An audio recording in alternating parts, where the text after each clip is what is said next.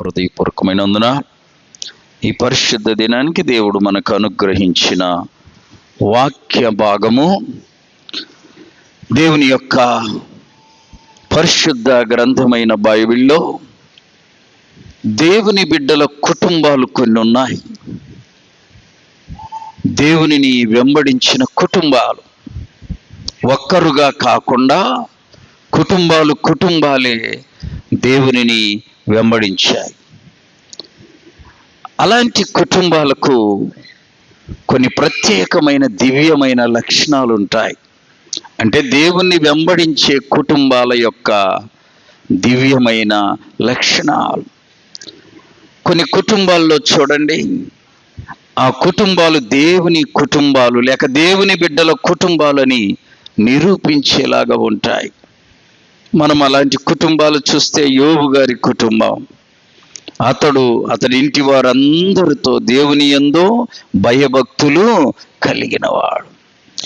ఇలా దేవుని యందు భయభక్తులు కలిగిన కుటుంబాలు లేక ఇల్లులు కలిగి ఉండే 5 దివ్యమైన లక్షణాలను మనం ధ్యానం చేసుకుందాం.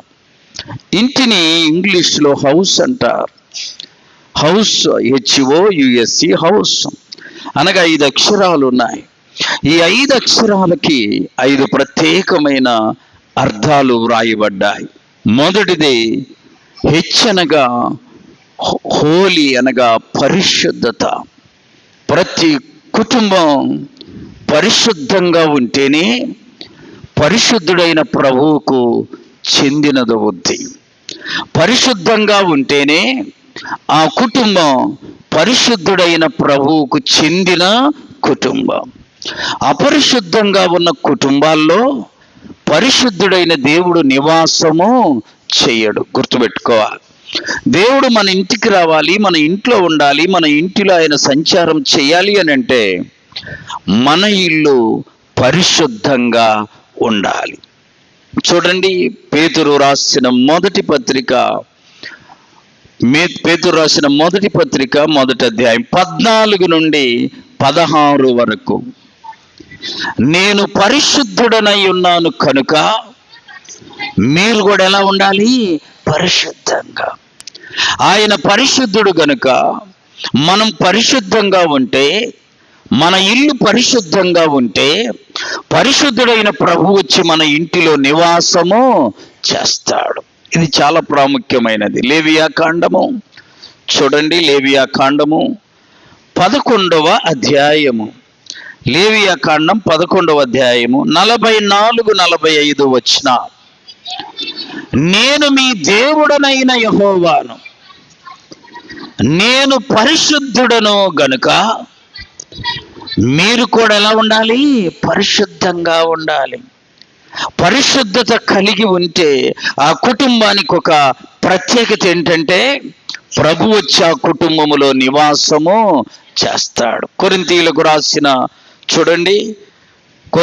రాసిన మొదటి పత్రిక 6వ అధ్యాయం 18వ వచనం. 2వ పత్రిక 6వ అధ్యాయం 18వ వచనం.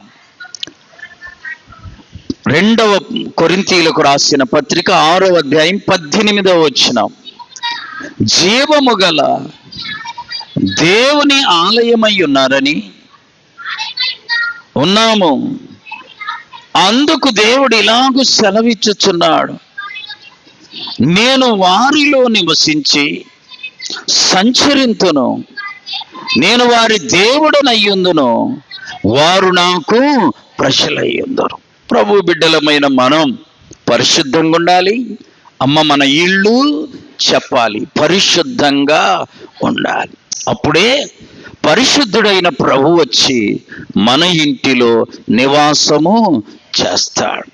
పరిశుద్ధత లేకుండా నీ ఇంటిలో పరిశుద్ధుడైన ప్రభు వచ్చి నివాసం చేయాలంటే సాధ్యము కాదు. కాబట్టి H అంటే హోలీ అనగా పరిశుద్ధత. ఇక రెండవది చూడండి, HO అంటే ఒబీడియన్స్, అంటే విధేయత. ఏంటిది? విధేయత అనేది భార్య భర్తకు విధేయురాలై ఉండాలి, భర్త కూడా కొన్ని విషయాల్లో భార్యకు విధేయుడుగానే ఉండాలి.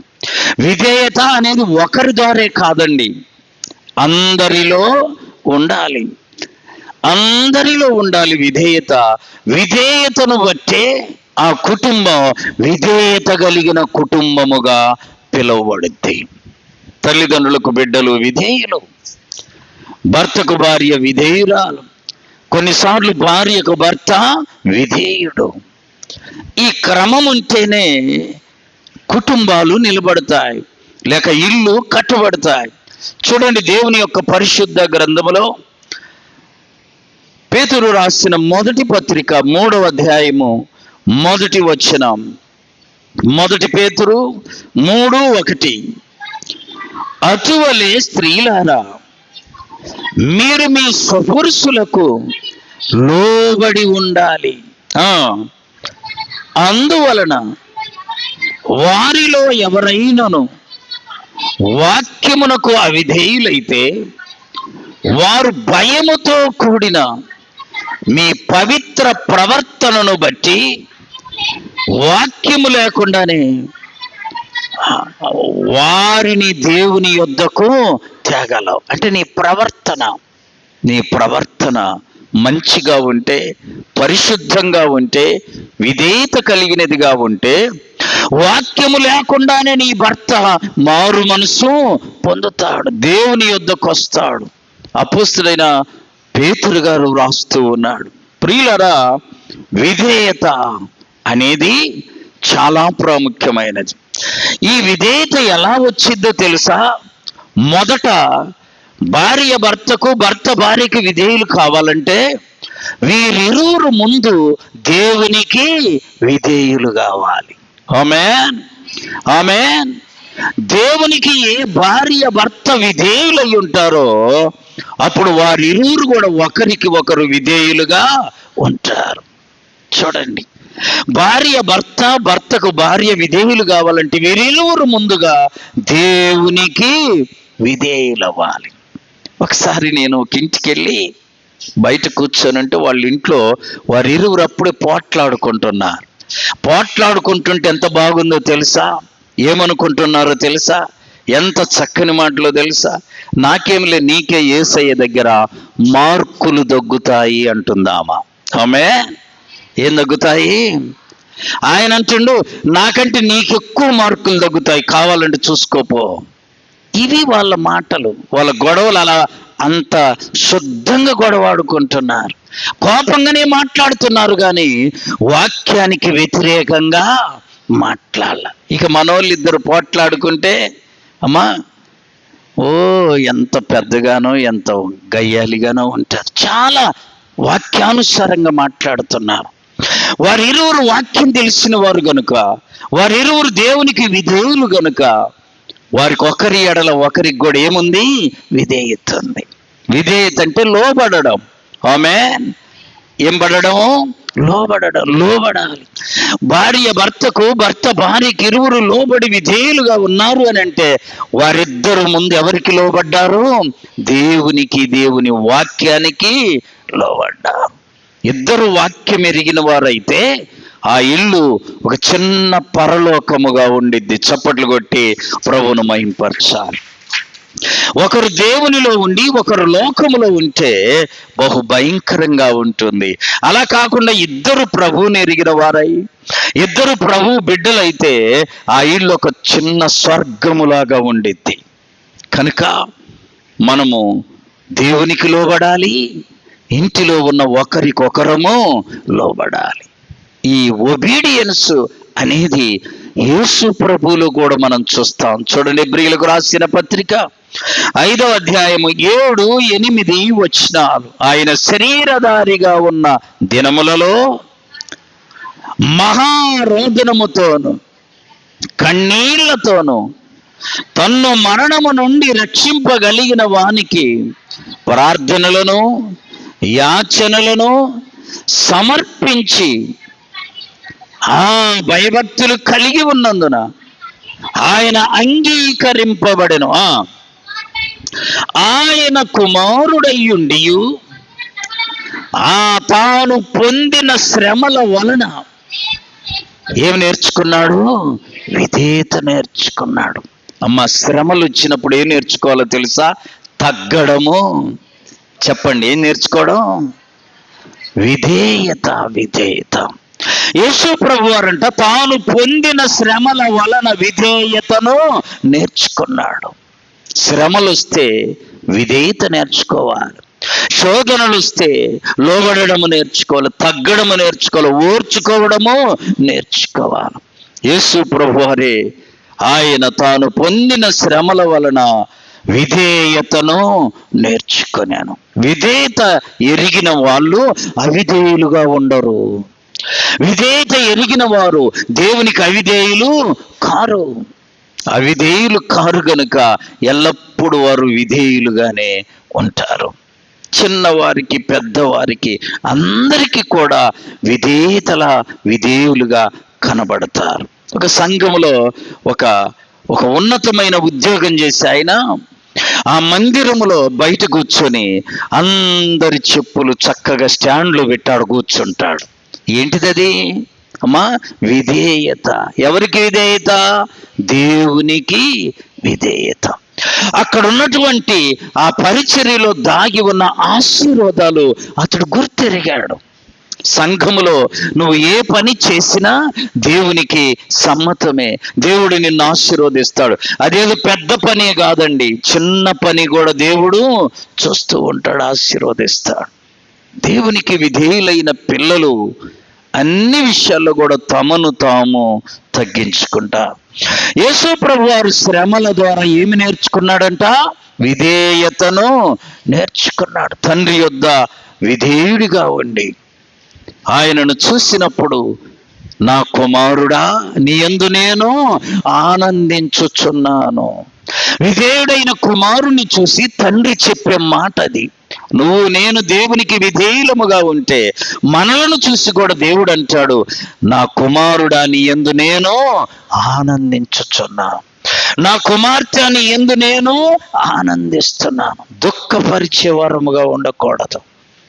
ఈనాడు చాలా కుటుంబాలలో బిడ్డలు తల్లిదండ్రులకు అవిధేయులు అవుతున్నారు. వాక్యములు మనం చూస్తాం, అంత్య దినాలలో అపాయకరమైన కాలాలు వస్తాయి. తల్లిదండ్రులకు అవిధేయులైన పిల్లలు. తల్లిదండ్రులకు విధేయులుగా ఉండాలి. యేసయ్య తండ్రికి విధేయుడిగా ఉన్నాడు. శ్రమల వలన విధేయతను నేర్చుకున్నాడు. మన కుటుంబాలలో కూడా విధేయత కనపడాలి. విధేయత కనబడాలి. విధేయత నీలో, నీ భర్తలో, నీ బిడ్డల్లో ఉండాలి అని అంటే మొదట దేవుని వాక్యానికి విధేయులము కావాలి.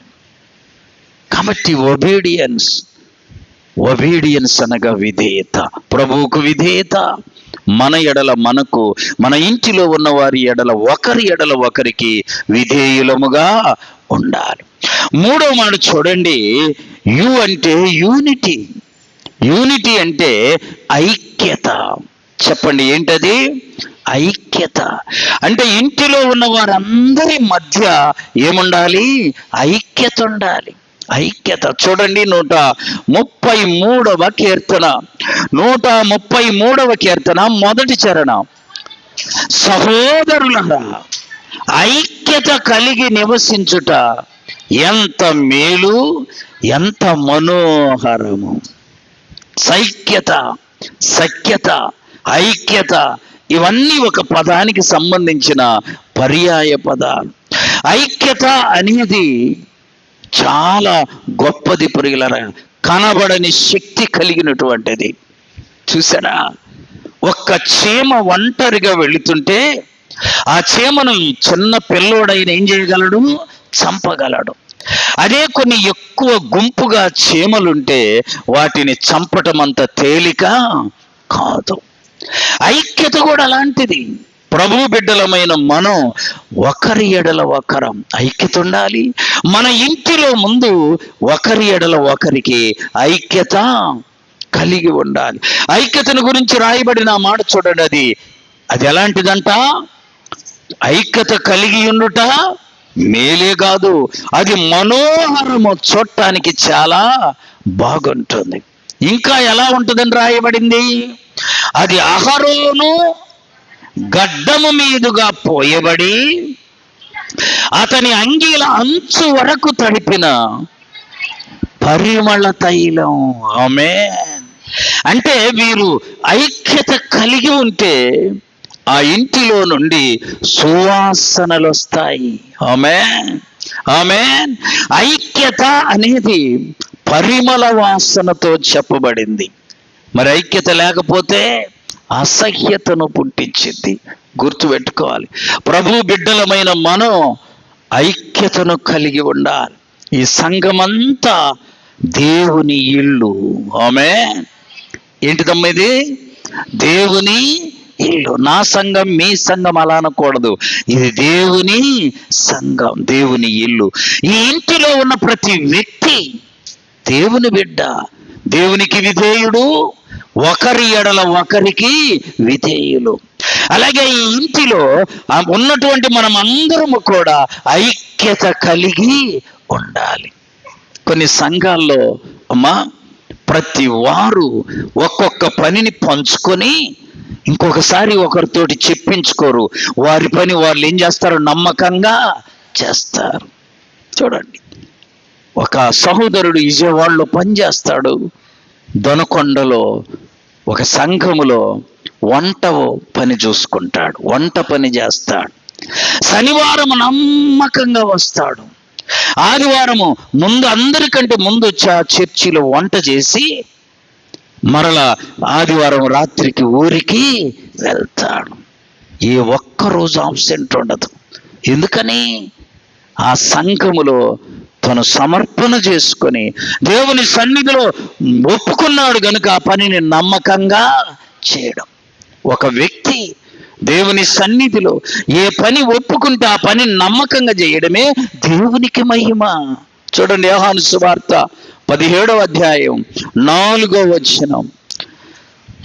చేయుటకు నీవు నాకిచ్చిన పని నేను సంపూర్ణంగా నెరవేర్చి భూమి మీద నిన్ను మహిమపరిచాను. ఒకరి ఎడల ఒకరికి ఐక్యత లేకపోతే అమ్మా దేవునికి మహిమ రాదు. అందరము కూడా, ఈ మందిరములో ఉన్న మనమందరము కూడా దేవుని పిల్లలం, దేవునికి విధేయులం. అలాగే ఒకరి ఎడల ఒకరికి విధేయత కలిగి ఉండాలి. అంతేకాదు అందరము కూడా ఐక్యత కలిగి నివసించాలి. ఐక్యత చాలా ప్రాముఖ్యమైనది. అది అహరోను గడ్డము మీదుగా పోయబడి అతని అంగీల అంచు వరకు స్రవించిన పరిమళ తైలం. ఇంకా చదవమ్మా. పరిమళ తైలము అది సియోను కొండల మీదుగా దిగివచ్చు, హెర్మోను మంచు వలె ఉండును. అంటే చల్లగా ఉండిద్ది. ఐక్యత ఉంటే కేకలు ఉండవు, ఐక్యత ఉంటే గొడవలు ఉండవు, ఐక్యత ఉంటే అసహ్యమైన మాటలు ఉండవు. ఐక్యత ఉండాలి. దేవుని పిల్లలమైన మనము అందరము కూడా ఐక్యము కలిగి జీవించాలి. సంఘం అంటే ఒకటే ఐక్యత, ఒకటే మాట, ఒకటే క్రమం. దేవుని ఎడల భయభక్తులు, దేవునికి విధేయులు, దేవునులందరము కూడా ఐక్యత కలిగి జీవించటం. చూడండి, 4వ మాట ఉంది ప్రియులరా. HOUSE 4వ మాట. ఎస్ అనగా సప్లికేషన్. సప్లికేషన్ అంటే ప్రార్థన. ఆమేన్. సప్లికేషన్ అంటే ప్రార్థన. ఏ కుటుంబములో ప్రార్థన ఉంటుందో ఆ కుటుంబం అంటే యేసయ్యకి ఎంతో ఇష్టం. చెప్పాలి, ఎంతో ఇష్టం. ఏదుంటే? తిండుంటే కాదు. ఏముండాలి? పెద్ద భవనం ఉంటే కాదు, ప్రార్థన ఉండాలి. యేసు ప్రభువారు అమ్మా బేతనీయకు వచ్చేవాడు. బేతనీయ యెరూషలేముకు 2 మైళ్ళ దూరంలో ఉంటే యెరూషలేముకు వచ్చినప్పుడల్లా ఆయన ఏ ఊరికి వచ్చేవాడు? బేతనీయకు వచ్చేవాడు. ఆ బేతనీయలో పెద్ద పెద్ద ధనవంతులు ఉన్నారు. వాళ్ళకి వెళ్ళాడు ఆయన. మరియ మార్తల ఇంటికే వెళ్తాడు. మరి వీళ్లకు పెద్ద ఆస్తులున్న వాళ్ళు కాదు. అంతేకాదండి, వారి ఇల్లు కూడా పెద్ద గొప్పది కాదు, చిన్న ఇల్లే. బేతనీయలో ఆ ఇంటిలో ముగ్గురుంటే ముగ్గురు 3 ప్రత్యేకమైన లక్షణాలు కలిగి ఉన్నారు. ఏమేంటో తెలుసా? ఒక ఆయనేమో ఇంట్లో ఏం కావాలో అవన్నీ తీసుకొచ్చేస్తాడు, యేసయ్య వచ్చాడనగా వస్తున్నాడనగా. ఇంకొక ఆమె ఏమో వంట చేసింది, ఇంకొక ఆమె ఏమో యేసయ్య పాదాల దగ్గర కూర్చొని ఆయన మాటలు వింటూ ఉంది. చూసారా?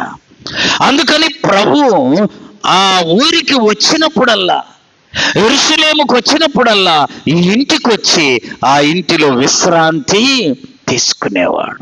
ప్రభు మన ఇంటికి రావాలంటే మనము ప్రార్థనా జీవితము కలిగిన వారముగా ఉండాలి. అలాగే దేవుని మాటలు జాగ్రత్తగా వినేవారముగా ఉండాలి. ఒక ఆయన సిగరెట్ తాగుతుంటే ఒక పాస్టర్ వెళ్ళి, అమ్మా ఆ రైల్వే స్టేషన్లో ఆయనకు వాక్యం చెప్తా ఉన్నాడు. వాక్యం చెబుతుంటే సహజంగా ఈ సిగరెట్ తాగి ఆయన ఏం చేయాలి? ఆయనకు కూడా ఒకటి ఇవ్వాలనా? చెప్పండి, ఏం చేయాలి? ఇసిరి పడేలా ఇలా పేల్చడం అట్ట పెట్టి ఆయన చెప్పేది అంటావు. నాకు అసహ్యం అనిపించింది. నేను ఆ సేవకుని పిలిచి చెప్పాయ్యా, దేవుని మాటలు విలువలేనివి కాదు, శక్తి లేనివి కాదు, బలము లేనివి కాదయ్యా, అవి శ్రేష్టమైనవి, పరిశుద్ధమైనవి. సిగరెట్ తాగుతుంటే ఏం పోయింది ఆయనకి చెప్పకపోతే? చెప్పు, సిగరెట్ ఆపితే నీకు వాక్యం చెబుతా, లేకపోతే చెప్పనని చెప్పు. ఇలా సిగరెట్ దాకా గుంజుతున్నాడు, అట్లా పెడుతున్నాడు, ఆయన ఏదో చెబుతున్నాడు, ఒక చెవితో వింటుండు. అది చాలా చాలా అసహ్యను పుట్టించేటువంటి వారు. దయచేసి గమనించండి, వాక్యం చెప్పేటప్పుడు నీ పని నువ్వు చేసుకుంటూ ఒక చెవితో వినకూడదు, శ్రద్ధగా వినాలి. నీ పని నువ్వు చేసుకుంటూ, సిగరెట్ తాగే పని సిగరెట్ చేసుకుంటూ మళ్ళీ ఒక చెవితో వాక్యం వింటూ, అలాంటి వాళ్ళకు మనం చెప్పకూడదు. అంటే నా అభిప్రాయం, దేవుని మాటలు వినేవారికి చెప్పాలి, జాగ్రత్తగా వినేవారికి చెప్పబుద్ధి చెప్పాలి. వాళ్ళు వినకుండా వెళ్ళిపోతున్నారు. సిగరెట్ తాగుతున్నాడు, ఈయనేమో చెప్తున్నాడు. ఎంత అసహ్యంగా ఉంటుంది చూసేదానికి. అంటే ఈ సేవకులు, ఈ పాస్టర్లు ఎట్టబడితే అట్ట వాక్యం చెప్తారు. అలా ఉండకూడదు. దేవుని యొక్క బిడ్డలు చాలా జాగ్రత్తగా వాక్యం వినాలి.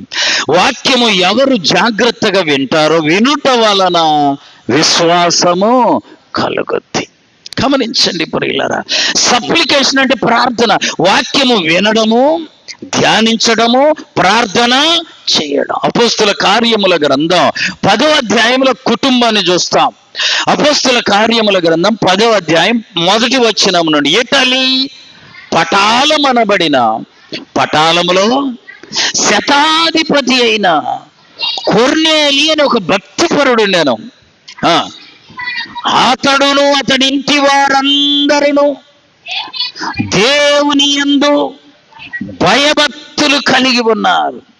చూసారా? పగలు 3 గంటలకి అమ్మా ప్రార్థన చేసుకుంటుంటే దేవదూత వచ్చి ఆయన పేరు పెట్టి పిలిచింది. ఇక్కడున్న మనం అందరం ప్రశ్నించుకోవాలి, పగలు 3 గంటలకి మనం ఏం చేస్తుంటాం? అమ్మా పనికి వెళ్తే పని చేస్తాము, పనికి వెళ్ళకపోతే తిని, ఏం అనుమానం లేదు చెప్పండి, తిని పడుకుంటాం. 3 గంటలు ఖచ్చితంగా బైబిల్లో కొన్ని చోట్ల చెప్పబడింది. 3 గంటలు అనేది ప్రార్థనా కాలం. ఆమె మనిషి జీవితంలో కొన్ని కాలాలు ఉన్నాయి అమ్మా. బాల్యకాలము, యవ్వన కాలము, చెప్పండి అమ్మా. అలాగే పోయే కాలం కూడా ఉంది కదా. దావీదును గురించి వ్రాయబడిన మాట ఏంటంటే, దావీదుకు మరణకాలము సంభవించినప్పుడు, ఏ కాలము? మన భాషలో ఏ కాలం? పోయే కాలం. కాబట్టి బైబిల్లో అత్యంత శ్రేష్టంగా ఇంకొక కాలం చెప్పబడింది. చదవండి, అపోస్తుల కార్యముల గ్రంథం 3వ అధ్యాయం 3వ అధ్యాయము 1వ వచనము నుండి, పగలు, చెప్పండి అందరూ, పగలు 3 గంటలకి ఏ కాలం ఇది? ప్రార్థనా కాలం ఉండాలి. ఇక్కడున్న మనం అందరం కూడా ఈ ప్రార్థన ప్రార్థనా కాలము కలిగి ఉండాలి. ఆమేన్. ఏ కాలం? అన్ని కాలాలు. యవ్వన కాలం ఉంది, బాల్యకాలం ఉంది, తుదకు మరణకాలం కూడా ఉంది. కానీ ఇంకొకటి ఏంటో తెలుసా? ఈ మధ్యలో మనకు ఉండాల్సిన కాలం ప్రార్థనా కాలం. పగలు 3 గంటలకట ప్రార్థనా కాలమున పేతురు, యోహానులు ప్రార్థన చేయటానికి వచ్చారు మందిరానికి. చూసారా ప్రియులరా? ఏ కాలం ఇది? ప్రార్థనా కాలం. దయచేసి మన విశ్వాస జీవితంలో ప్రతి ఒక్కరికి ప్రార్థనా కాలం ఉండాలి. ఒకవేళ నీకు పగలు వీలు కాల, రాత్రిళ్ళు నీకు మంచి ప్రార్థనా కాలం ఒకటి పెట్టుకో. తినే కాలం ఉంది, పడుకునే కాలం ఉంది, అమ్మా ప్రయాణం చేసే కాలం ఉంది, అలాగే చదువుకునే కాలం ఉంది. అంతేకాదు ప్రార్థనా కాలము ఉండాలి. అప్పుడు ఆ కుటుంబానికి దేవునికి మంచి సంబంధము ఉండిద్ది. కాబట్టి ప్రార్థన చూడండి, 118వ కీర్తనలో ఒక మాట వ్రాయబడింది. 118:16 చదవండి. దాని ప్రక్కన ఒక మాట రాయబడుతుంది చూడమ్మా. 118వ కీర్తన. ఆ నీతిమంతుల గుడారములలో రక్షణను గూర్చిన ఉత్సాహ సునాద గీతములు వినపడతా. నీ ఇంటిలోకి చక్కగా దేవుని పాటలు వినపడుతుంటే దారిన పోయేవాడు కూడా ఏం చేయాలి చెప్పండి అమ్మా? ఏం చేయాలి? వాడు కూడా వచ్చి కూర్చుంటాడు. నీ ఇంటిలో రక్షణ సునాద గీతాలు వినపడుతున్నాయనుకో, ఒక ప్రార్థనా కాలంలో అటువరని వెళ్తుంటే ఇక్కడేంటి హాయిగా పాటలు వినపడుతున్నాయని వచ్చి ఏం చేస్తారు? కూర్చుంటారు. అర్థమైందా? రక్షణ సునాద గీతాలు వినబడాలి. ఆమేన్. రక్షణ సునాద గీతాలు ఏ ఇంటిలో ఉంటాయో ఆ ఇంటిలోకి ప్రభు వచ్చి వారి దగ్గర నివాసము చేస్తాడు. కాబట్టి ప్రార్థన లేని ఇల్లు కాదండి. ప్రార్థన లేకపోతే అది ఇల్లు కాదు. ఆ ఇంటిలోకి ప్రభు వచ్చి నివాసం చేయడు. గుర్తుపెట్టుకోవాలి. ప్రార్థనా కాలములో ప్రార్థించే బిడ్డలముగా మనం ఒక సమయాన్ని సిద్ధపరచుకోవాలి.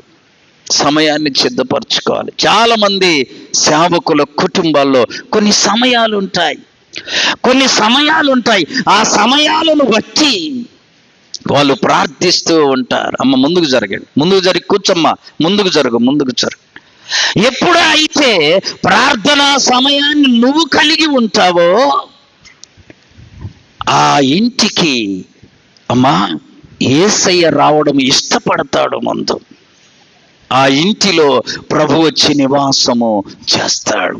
కొర్నేలి దగ్గరికి దూత వచ్చి ఆయననంట పిలుస్తుంది. ఏమని? కొర్నేలి,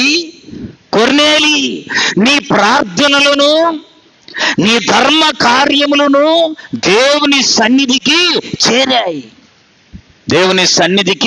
చేరాయి. అద్భుతం అండి. ఎవరు చూడలేదు అనుకోమాక.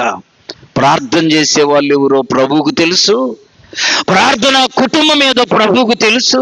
ప్రార్థన చేయని వాళ్ళు ఎవరో కూడా చెప్పాలి తెలుసు, ప్రభువుకు తెలుసండి. కనుక ప్రార్థనా కుటుంబముగా మనందరి కుటుంబాలు సిద్ధపరచుకుందుముగాక. ఆమేన్. ప్రార్థనలో వ్యక్తిగత ప్రార్థన ఉంది, కుటుంబ ప్రార్థన ఉంది, సంఘ ప్రార్థన ఉంది. వ్యక్తిగతంగా ప్రార్థించాలి, కుటుంబముతో కలిసి చెప్పాలి, ప్రార్థన చేయాలి, సంఘముతో కలిసి ప్రార్థన చేయాలి. ఈ 3 రకాల ప్రార్థనలు ప్రతి విశ్వాసి కలిగి ఉండాలి. వ్యక్తిగతంగా బాగా ప్రార్థన చేయాలండి. ఈ 3 ప్రార్థనలో ఎక్కువ సమయం ఏ ప్రార్థనో తెలుసా? చెప్పండి. వ్యక్తిగతమైన ప్రార్థన. ఒక్కొక్కరు గంటలు, గుండెలు అవిసిపోతున్నాయి కొందరి ప్రార్థనలు వింటుంటే. దైవజనుడు భక్సింగయ్య గారు 18 గంటలు ప్రార్థన చేసేవాడంట. ఎన్ని గంటలు? వారం మొత్తం కలిపితే మన ఉండవు 18, లేక నెలంతా కలిపితే 18 ఉండదు. క్రిస్టమస్కు ఈస్టర్కు వచ్చేవాడికి 10 ఏళ్ళు కలిపితే కూడా 18 గంటలు ఉండదు. ఆయన ఒక్కరోజు చెప్పండి ఎంత? నేను మొన్న వెళ్ళానని చెప్పా కదా, ఆ హైదరాబాద్లో పెద్ద క్యాంపస్ అయితే మధ్యలో రోడ్డు వేయాలని ఎన్టీ రామారావు గారు ముఖ్యమంత్రిగా ఉన్నప్పుడు మధ్యలో రోడ్డు వేయాలని వచ్చి అడిగితే ఈయనకు ఒక అలవాటు ఉంది, ఏం చెయ్యాలన్న ముందేం చేస్తాడు? ప్రార్థన చేస్తాడు. గమనించండి, ప్రార్థన చేస్తానంటే ఒక వారం ఆగారు ప్రభుత్వం వారు. మళ్ళా వీళ్ళు అడిగితే ప్రార్థన చేయాలన్నాడు. ఇంకొక వారం ఆగాడు. మళ్ళా వీళ్ళు అడిగితే ప్రార్థన చేయాలి, దేవుడు జవాబు ఇవ్వలేదయ్యా, దేవుడు జవాబు ఇస్తేనే నేను చెప్తానన్నాడు. కోప్పడ్డారంట. కోప్పడ్డ వారానికల్లా ప్రభుత్వం పోయిందంట. ఆమేన్. చూసారా, శక్తి ఎక్కడో ఉండదండి, ప్రభు దగ్గర ఉంటుంది. అది ప్రభు బిడ్డలకి ఇవ్వబడుతుంది. ఎలాగో తెలుసా? ప్రార్థన ద్వారా. ప్రార్థన ద్వారా. కాబట్టి కొంతమంది ఏం చేస్తారంటే సంఘములు ఎక్కువ ప్రార్థన చేస్తారు, వ్యక్తిగతంగా చెయ్యరు, కుటుంబముతో కలిసి చెయ్యరు. 3 ఖచ్చితంగా ఉండాలి. వ్యక్తిగత ప్రార్థన ఉండాలి, కుటుంబముతో కలిసి ప్రార్థన ఉండాలి, 3వది సంఘముతో కలిసి ప్రార్థన ఉండాలి. ఈ 3 రకాల ప్రార్థనలు ప్రతి విశ్వాసి కలిగి ఉందుముగాక. ఆమేన్. ఉందా నీకు వ్యక్తిగత ప్రార్థన? ఎక్కువ సమయము వ్యక్తిగత ప్రార్థనలో ఉండాలి. సంఘ ప్రార్థన అలాగే కుటుంబ ప్రార్థన వ్యక్తిగత ప్రార్థన కంటే కొంచెం తగ్గుతుంది. గమనించండి. మరి రోజుకి 24 గంటలు కదా, 18 గంటలు ప్రార్థన చేస్తే మిగతా 6 గంటల్లోనే తినటం కానీ, బట్టలు ఉతుక్కోవడం కానీ, ఇంకేదైనా పనులు చేసుకోవడం కానీ అంత 6 గంటల్లోనే ముగించుకొని 18 గంటలు ప్రార్థన చేయడం ఎంత అద్భుతం. ప్రియులారా, మన అందరి ఇళ్లలో ఏముండాలి? ప్రార్థనా కాలము ఉండాలి. మనందరము ప్రార్థనా జీవితాన్ని కలిగి ఉండాలి. ప్రార్థన లేని ఇల్లుకు ప్రభువుకు సంబంధము ఉండదండి. మన ప్రభు ఎక్కడుంటే అక్కడ ప్రార్థన చేసేవాడు. ఆయన ఎక్కడ అడుగు పెడితే అక్కడ ప్రార్థనతో నింపబడేది. మనం చూస్తాము, యెరికో పట్టణానికి వెళ్ళాడు. అక్కడ జక్కయ్య ఇంటిలో అడుగు పెట్టాడు. జక్కయ్య హృదయము మారిపోయింది. లూకాసు వార్త 19వ అధ్యాయంలో మనం చూస్తే యేసు ప్రభు వారు జక్కయ్య ఇంటిలో అడుగు పెట్టగానే జక్కయ్య హృదయం మారిపోయి ఏమంటున్నాడో తెలుసా? ఇదిగో ప్రభువా, నా ఆస్తిలో సగము పేదలకిస్తా. యేసు ప్రభు చెప్పలా? అమ్మా, యేసు ప్రభు అయ్యా నీ ఆస్తిలో సగం పేదలకి ఏమని చెప్పలా. ఆయన అడుగు పెట్టాడంతే. ప్రభావముతో కూడిన అడుగది. నీవు నేను మన శరీరాన్ని ప్రభావముతో నింపుకోవాలి. ఆమేన్. ప్రభు బిడ్డలమైన మనం ప్రభావముతో నింపబడాలి. ఒక దైవజనుడు సంఘములో ఒక ఆమె సరిగా కూర్చోకపోతే సరిగా కూర్చోమ్మా అని అన్నాడంట. అంతే. అనగానే ఏమా సరిగా కూర్చొని ఆలోచించి బాధ కలిగింది. ఇంతమందిలో నన్ను చెప్పండి, అది మనకు లెక్క కూడా ఉండదు ఆ మాటగానైతే.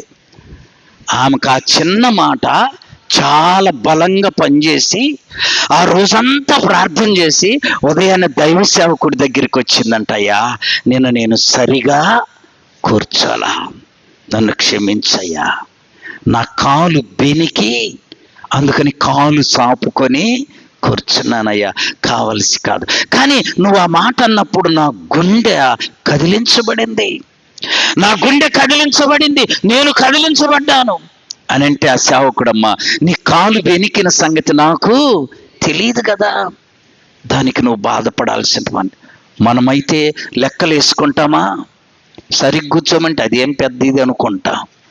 ఆ మాట కూడా మనము ఇతరులతో చెప్పాలి, చెప్పించుకోకూడదు. ఆమేన్, ఆమేన్.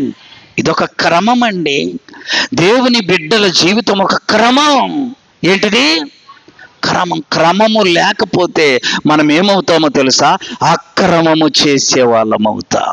అక్రమం అంటే మనం అనుకుంటాము ఏదేదో అన్యాయం, అక్రమం. అది కాదు. క్రమము లేకపోవడమే అక్రమం. కూర్చోవడములో క్రమం, మాట్లాడడంలో క్రమం, వాక్యం చదవడంలో క్రమం. తెలుసా? అన్నిటిలో ఏముండాలి? మనకి క్రమం ఉండాలి. ఒకరు చదువుతున్నారు, ఆగాలి. వాళ్ళు చదివి నువ్వు చదివి ఇంకొకరు చదివి అని సేవకుడికి వినపడకుండా, అది క్రమము కాదు. కూర్చుంటే లైన్గా క్రమంగా కూర్చోవాలి. ఎలా పడితే అలా కూర్చోకూడదు. ప్రియులారా, ఇవన్నీ ప్రార్థన ద్వారా మనకు వచ్చేటువంటి లక్షణాలు. కాబట్టి మన ఇంటిలో ఉండవలసిన 4వ లక్షణం చెప్పండి, ప్రార్థన. మొదటిది పరిశుద్ధత, రెండవది విధేయత, మూడవది ఐక్యత, 4వది ప్రార్థన. ప్రార్థన ప్రార్థన. బిల్లి గ్రహం అనే దైవ సేవకుల దగ్గరికి ఒకళ్ళు వచ్చి అడిగారంట, అయ్యా నువ్వు ఇంత గొప్పోడవడానికి కారణం ఏంది అంటే 3 కారణాలు అన్నాడంట. ఎన్ని? చెప్పయ్యా, రాసుకుంటాం. మొదటి కారణం ప్రార్థన. మొదటి కారణం ప్రార్థన. రెండో కారణం చెప్పయ్యా, ప్రార్థన. మూడో కారణం చెప్పయ్యా, ప్రార్థన. ఆమేన్, ఆమేన్. ప్రార్థన అంత శక్తివంతమైంది. ప్రార్థన నిన్ను పరలోకానికి చేర్చిద్దండి. దైవజనుడైన మాసిరామనయ్య గారు రాశారు, ఆవిరి వల్లే నా ప్రార్థన లేచి అమరుడని పాదంబులు తాకి. ప్రార్థన అట్లా ఎట్లాంటిది? ఆవిరిలాగెళ్ళిద్ది. ఓమే, ఆవిరి కనపడద్దా అమ్మా? ఆవిరి కనపడద్దా? మన ప్రార్థన ఆవిరిలాగా వెళ్ళి యేసయ్య పాదాలు తాకి ఆశలు తీర్చే వానగా మారి మన మీద కురవాలంట. చప్పట్లు కొట్టి ప్రభువును మహిమపరచండి. ప్రార్థన ఎంత కార్యం చూడండి. ప్రభు పాదాల దగ్గరికి ఆవిరిలాగా, గాలిలాగా వెళ్ళిపోయి ప్రభు పాదాలు తాకి ఆ ప్రార్థన ఆశలు తీర్చే వానగా మారి మన మీద ఏం చేయాలి? కురవాలి, కురవాలి. ఏ ఇంటిలో ప్రార్థన ఉండదో ఆ ఇంటిలో ప్రభు ఉండడండి. ఏ ఇంటిలో పరిశుద్ధత ఉండదో ఆ ఇంటిలో ప్రభు ఉండడండి. ఏ ఇంటిలో ఐక్యత ఉండదో ఆ ఇంటిలో ప్రభు ఉండడండి. ఏ ఇంటిలో విధేయత ఉండదో ఆ ఇంటిలో ప్రభువు ఉండడు. ప్రభు కృపను బట్టి ఈ 4 మంచి లక్షణాలు కలిగిన ఇల్లు నువ్వు నేను కలిగి ఉందముగాక. 5వది చూడండి, ఈ అనగా ఎస్టీమ్. ఎస్టీమ్ అంటే గౌరవము. ఆమేన్. ఏంటిది? ఎవరికి గౌరవం? ఒకరంటే ఒకరికి గౌరవం ఉండాలి. భార్య అంటే భర్తకు గౌరవం ఉండాలి. భర్త అంటే భార్యకు గౌరవం ఉండాలి. తల్లిదండ్రులు అంటే పిల్లలకు గౌరవం ఉండాలి. ఒకరినొకరు ఏం చేసుకోవాలి? గౌరవించుకోవాలి. ఎవరు కౌగలించుకోవాలంటున్నారు? ముందు గౌరవించుకుంటేనే తర్వాత కౌగలించుకుంటారు. గౌరవం లేకుండా కౌగలించటము సాధ్యము? ముందు గౌరవం ఉండాలి. కొన్ని ఇళ్లల్లో మాటలో గౌరవం ఉండదు అమ్మా, క్రియలో గౌరవం ఉండదు, వాళ్ళు నివసించే క్రమములో కూడా గౌరవము ఉండదు. అబ్రహామునట శారమ్మ ఏమని పిలిచేదో తెలుసా? నా యజమానుడు. ఆమేన్. ఎవరంట ఆయన? ఆమెకు ఆయన ఏమవుతాడంట? యజమాను. ఆ పిలుపు భార్య భర్తను కలిగి ఉంటే ఆయనంటే ఆమెకి ఎంతో గౌరవం. చూడండి, ఆదికాండం 18 అధ్యాయం చూడండి ఒకసారి, ఓపెన్ చేసి చూడండి. మొదటి వచనం, మరియు మందిరే దగ్గరనున్న సింధూర వనములో అబ్రహాము ఎండవేళ గుడారపు గుమ్మము దగ్గర కూర్చొని ఉన్నాడు ఆయన. అప్పుడు దేవుడు కనపడ్డాడు. అప్పుడు శారమ్మ ఎక్కడుందో తెలుసా? 9వ వచనం,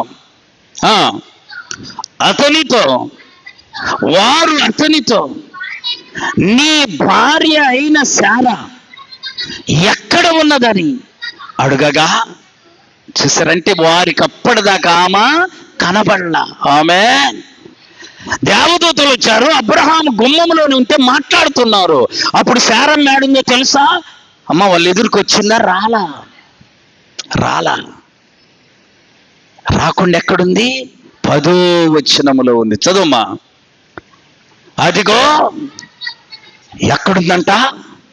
లోపలుంది. ఆమె లోపలుంది, ఆయన బయట ఉన్నాడు. ఆమె బయట ఉండి ఆయన లోపలుంటది క్రమము కాదు. చూసారా? కొంతమందికి తెలియక, మా ఆయనకి ఏం తెలియదు, అదేదో నాకు చెప్పింట, నువ్వు అట్టాగు వెనక్కి నెడద్ది, అది మంచి క్రమము, ఆయన నీకు యజమానుడు. ఆమేన్. శారా కంట అబ్రహాం ఏమవుతాడు? ఈ మధ్య కొత్త ఫ్యాషన్ వచ్చింది, భర్తను ఒరే అంటుండ్రు. అరే, అదేంటంటే ఫ్యాషన్ అంట. అరే అనేది ఏం ఫ్యాషను? ముద్దుకు పిలుచుకుంటా అరే ఏంటి? అమ్మా, నీ మాటలో క్రియలో ఒకరంటే ఒకరికి ఏముండాలి? గౌరవం ఉండాలి. చెప్పలేకపోతారు. ఏముండాలి? గౌరవము లేని ఇల్లే కాదండి. గౌరవము లేకపోతే అది దేవునికి ఇష్టమైన ఇల్లు. గౌరవించబడడం. అలాగే అక్కడ చదువుకుంటూ వస్తే 19వ అధ్యాయము 20వ అధ్యాయం అలా చదువుకుంటూ వస్తే, లోతు దగ్గరికి దేవదూతలు వస్తే, అమ్మా అక్కడ 2 ఇళ్ళు కనపడతాయి మనకు. ఒకటేమో అబ్రహాం ఇల్లు, రెండోది లోతిల్లు. అబ్రహాం ఇంటికి దేవదూతలు వస్తే అబ్రహాం ఏమో బయట ఉన్నాడు, శారమ్మేమో గుడారములో ఉంది. లోతింటికి దేవదూతలు పోతే లోతు ఎక్కడున్నాడో తెలుసా? అమ్మా, గవిని యొద్ద ఉన్నాడు. అంటే ఊరికి గవిని ఉంటదే, అక్కడ కూర్చొని ఉన్నాడు. ఆయన ఆడుంటే ఈమె ఆడుందో తెలియదు. చూసారా? ఆయన దగ్గరికి దేవదూతలు వచ్చి మాట్లాడుతుంటే లోతేమో గవిని ఊరి బయట పని ఉంటే తప్ప మనం ఎప్పుడు బయట కనపడకూడదు. ఆమేన్. బజార్లో తిరిగే బ్యాచ్ దేవునికి ఇష్టమైన బ్యాచ్ కాదండి. బజార్లో తిరిగేవాడు ఒక్కడే. వాడెవడో తెలుసా? సాతానుగాడు. పేతురు రాసిన మొదటి పత్రిక 5వ అధ్యాయం 8వ వచనములో ఉంది, మీ విరోధి అయిన అపవాది ఎవరిని మింగుదునా అని గర్జించు సింహము వలె వెతుకుచు తిరుగుతా ఉంటాడు. బజార్లో మీడి తిరిగేవాడు సాతాను. వాడు తిరుగుతుంటాడు కాబట్టి నువ్వు కూడా తిరిగావంటే వాడు నిన్ను పట్టుకుంటాడు. పని ఉంటే తప్ప బయట మనం తిరగకూడదు, బయట మనం కనపడకూడదు. ప్రియులారా, అబ్రహాం ఇంటికి దేవదూతలు వస్తే భార్య ఏమో ఇంట్లో ఉంది, భర్త ఏమో గుమ్మములో కూర్చొని ఉన్నాడు. అబ్రహాముతో మాట్లాడు, అబ్రహామా నీ భార్య ఎక్కడా అడిగిందా? ఉంటావా? ముందే బయటికి రావడం. శారమ్మను అడిగే వరకు, దేవదూతలు నీ భార్య ఎక్కడుందయ్యా అని అడిగే వరకు ఆమె బయటికి రాలేదండి. అక్కడుంది చూడండి, నీ భార్య అయిన శారా ఎక్కడా? గుడారములో ఉందయ్యా. ఆమేన్. నీ భర్త జవాబు చెప్పాలి. ఆమేన్. అది నువ్వు అనుకుంటున్నావేమో, అది నీకు గౌరవము, నీ భర్తకు గౌరవము. చూడండి, లోతు కుటుంబం దగ్గరికి వెళితే ఆయనేమో ఊరి బయట ఉన్నాడు, వీళ్ళు ఎక్కడుండ్రో తెలియదు. క్రమము లేదు ప్రియులారా, క్రమము లేదు. మన ఇంటిలో ఉన్న వారి మధ్య ఒకరంటే ఒకరికి ఏముండాలి? గౌరవం ఉండాలి. ఆమేన్. ఎంత గౌరవించుకుంటే అంత ధన్యతను మనం పొందుకుంటాం. చూడండి, కొంతమంది చక్కగా పిలుస్తారు భార్యనైనా భర్తనైనా. కొంతమంది భార్యలను అసహ్యంగా పిలిస్తే, కుక్క నీకేం తెలుసు? కుక్క అయితేట, ఆమె కుక్క అయితే పిల్లలు కూడా చెప్పండి కుక్క పిల్లలు అయిపోతారు. నువ్వు కూడా కుక్కవైపోతావు. ఎవరిని మనం ఒకళ్ళనొకళ్ళం అగౌరవపరుచుకోకూడదు. ఆమేన్. చాలా మందికి తెలియక, మా ఆయనకి ఏం తెలియదు, ఆ మాట నీ నోట రాకూడదు. ఆమేన్. తెలిసినా తెలియకపోయినా ఆయన నీకు యజమానుడు. ఆమేన్. ఆ యజమానుడు ఎలా ఉండాలో తెలుసా?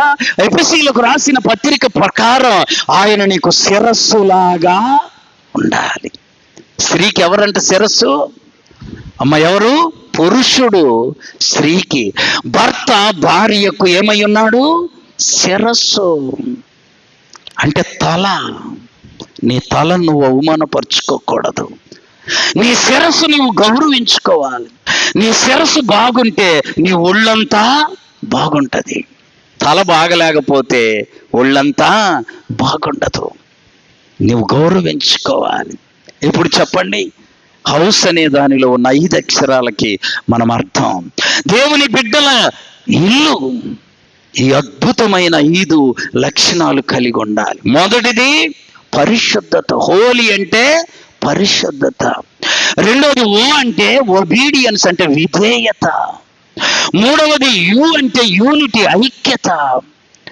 నాలుగవది ఎస్ అంటే ఎస్టీమ్, సప్లికేషన్. ఇవన్నీ మన కుటుంబము కలిగి ఉండాలండి. గౌరవం ఉండాలి, ప్రార్థన ఉండాలి. తెలుసా, కొన్ని కుటుంబాల్లో భార్య భర్త పోటీపడి ప్రార్థన చేస్తారు. చప్పట్లు కొట్టి ప్రభువును మహింపరచండి. ప్రియులారా, ప్రార్థనలో పోటీ. దేనిలో పోటీ? ఈ బరువు చూసే మిషన్ తెచ్చుకొని ఇంట్లో పెట్టుకొని రోజు చూసుకోవటం. నువ్వు 98, నేను 97. ఇది పోటీ. నువ్వు తగ్గినవా, నేను పెరిగినా. నువ్వు దీంట్లో కాదండి పోటీ. దేంట్లో ఉండాలి? ప్రార్థనలో ఉండాలి. నువ్వు 2000 ఖర్చు పెట్టావు, నాకు 2000. దీంట్లో కాదు నీ పోటీ. ప్రార్థనలో ఉండాలి. ప్రార్థనలో ఉండాలి. చేసి చూడు, నీ కుటుంబం ఒక దివ్యమైన కుటుంబముగా ప్రభువులో వెలుగొందుతుంది. ఆమేన్. ఈ 5 మంచి క్రమాలు మనందరి ఇల్లు కలిగి ఉందుముగాక. ఆమేన్. ఈ మధ్య ఒక సహోదరుడు వచ్చి అంటుండయ్యా, మేము 4 అన్నల దమ్ములం, 3 పెద్ద ఉద్యోగాలు చేస్తున్నాం, ఒక ఆయన దేవుని సేవ చేస్తాడు.